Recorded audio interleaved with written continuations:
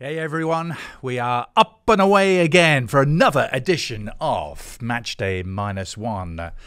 Season 3, Episode 2, Adrian Healey in the delightful company of Michael Lahoud here in delightful surroundings. It's in David's Performance Center and a lot to get into, Michael, and we'll try and do it in a short and sharper fashion as we can. We have to start with a look back, don't we? Because we always call this segment the after party. I'm not quite sure that's the right sort of label for what we saw on Saturday. It was a result that nobody expected, for sure, in the home opener. But I think there are some extenuating circumstances for it, aren't there? And also, strangely, perhaps some positives to take from it. Yes, it's something, and I think you said it the right way. It was a very surprising result.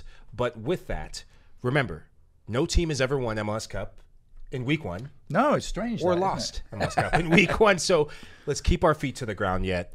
The house is not burning. There's still tons of footy left to be played. And I like that we're starting with some of the positives because I like to be positive. No, that's not a reflection of the mood yet. Yeah. But I like to be positive.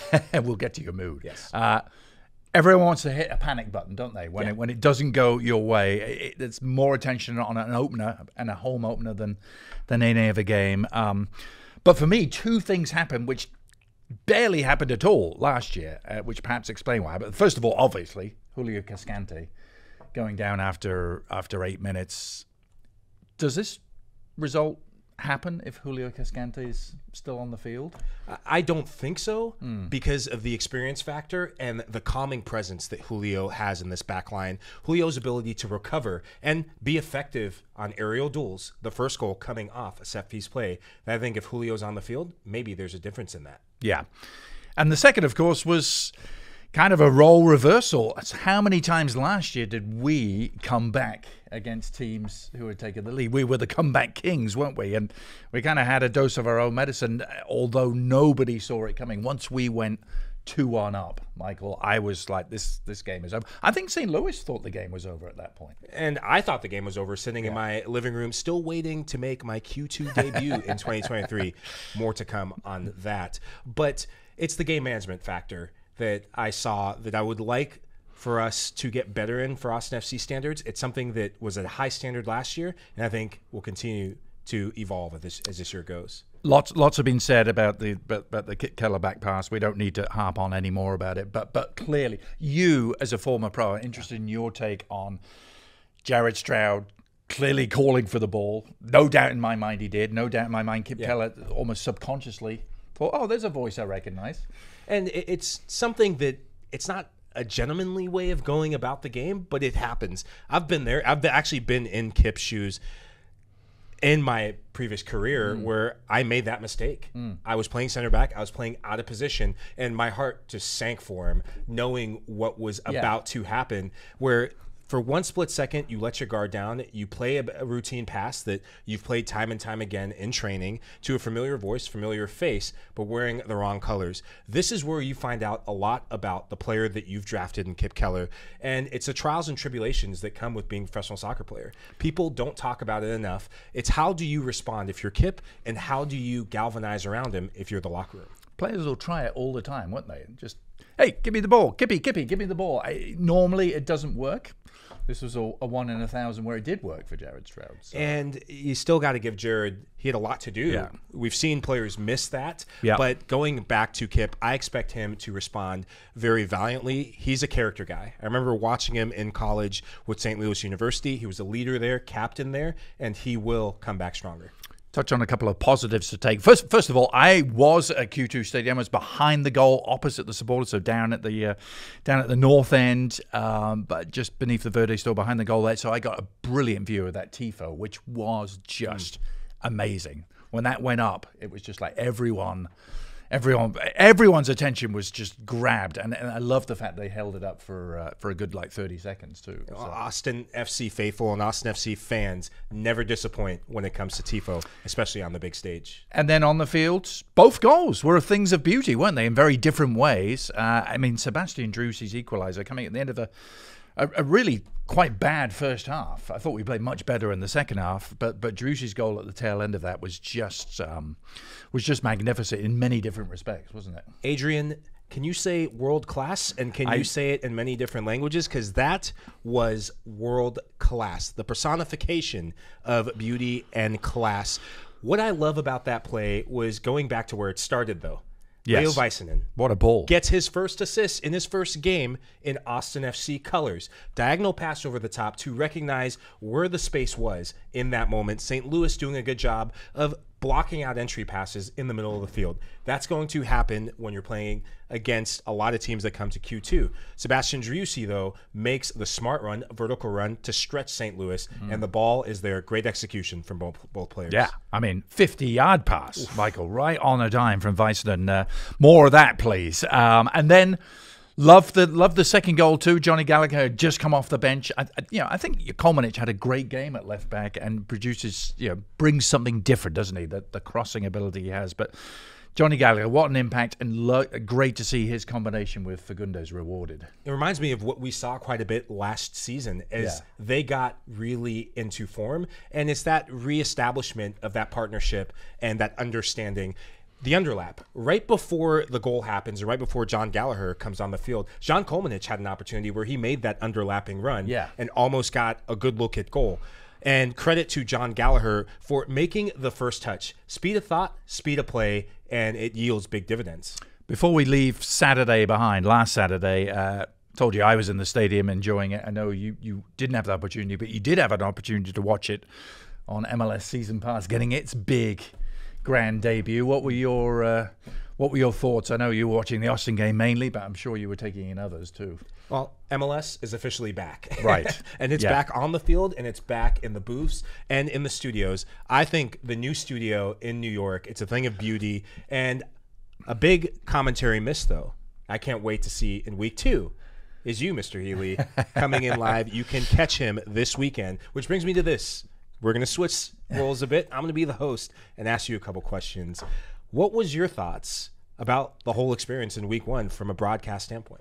Well, I was there at Q2, so I didn't get to sort of witness it all live. I watched the first game before I went to the stadium, the Nashville-New York City game. I thought the Apple presentation was crisp. It was clean. Loved the high resolution pictures. I think that's been a big thing. There's a couple of extra cameras at each game, which I've noticed, and I would have loved to have been able to take in the whole 360 whip around show. That to me is what I would love watching as a consumer, and maybe I will get a chance to do that. Didn't get a chance on Saturday night, but then to go back and watch all the highlights the next day, all their 7-minute versions of the game, which I love because we used to get 4 minutes. So good start for Apple. But as you say, I did a couple of test preseason games. So this week get to do it for real. Have to go out to San Jose and do their game against Vancouver, which could easily be a 4-3 game, isn't it? So I don't get to do an Austin game just yet, but so looking forward to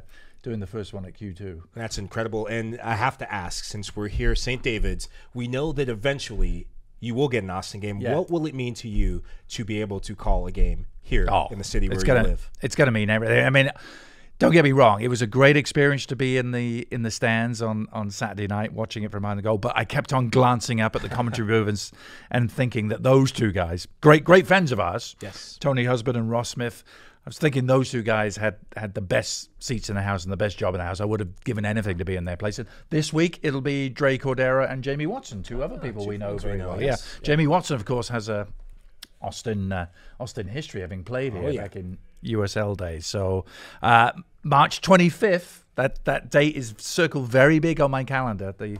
When the Rapids are in town, it'll be the first game I get to do here. And I'm also doing the Vancouver game in April. So hopefully the games will start to become more frequent where I'm here at Q2. But we just need to get you in there. That's the missing link. We're working on it. Stay tuned. So this week, with Dre and Jamie in the house, Montreal will come to town. Is this the right sort of opponent for Austin to try and bounce back against? I think so. Yeah. Very much so for Austin FC. You want a team that is going to come in to look for a point to prove. Last season, Inter Miami came in, and Austin FC responded well. Mind you, they had a resounding win against FC Cincinnati in week 1. This is an Austin FC team that has characters and has leadership. I expect that to shine bright and shine through in week 2. Montreal, they are decimated by absentees from last season. New coach in Lasada, former DC United coach, but a lot of their attack has been stripped away, and a lot of the responsibility is going to come down to some familiar MLS faces like Ramel Kyoto. Yeah, it's interesting, isn't it? Because in many ways, Montreal were the Eastern Conference version of Austin last year. Nobody really picked them to finish second in the East. They did. They won a playoff game. Didn't win 2 like us, but they did win 1.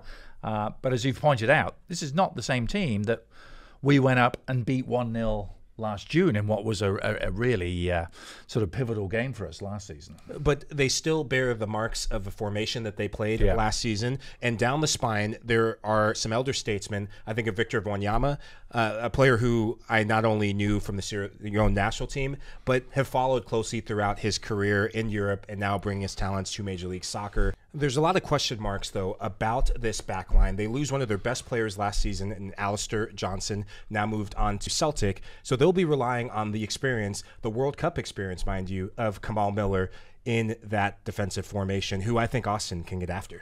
Yeah, and also something to Austin to look out for in that department is starting goalkeeper James Pantemis went off with an injury in week 1 near the end. Looked bad. Looked like an arm injury. If he can't go, it'll be Sirois, who's a homegrown young keeper. So again, perhaps something for Austin to try and exploit. For Josh Wolf, what do you think he's weighing up in terms of decisions for this game? With the game starting to come thick and fast, we'll get into the CONCACAF Champions League, but for this game specifically, without Cascante, as we know, what do you do? What changes do you make from how we ended week 1, do you think? You have to address the injury to Cascante, and I think it's that center back position first. Do you go with Tarek coming in? I know he wasn't included in the week 1 matchup, but I think that he will factor and be a presence in the back line. And he's reliable, MLS experience, and could be a heck of a debut for him. In midfield, though, question mark there is, does Owen Wolf get his second consecutive start of the season, or do you go with the former captain in Alex Ring? What did you make of Wolf on Saturday? Because I like this potential of his partnership between Danny and Pereira and Wolf. I don't think it was Wolf's best game by any stretch of the imagination against St. Louis, but you could level that accusation against several players, couldn't you? It's going to take time for that partnership to really evolve. Last season, they played a lot towards the end of matches with Owen coming off the bench and sitting in the middle of the park.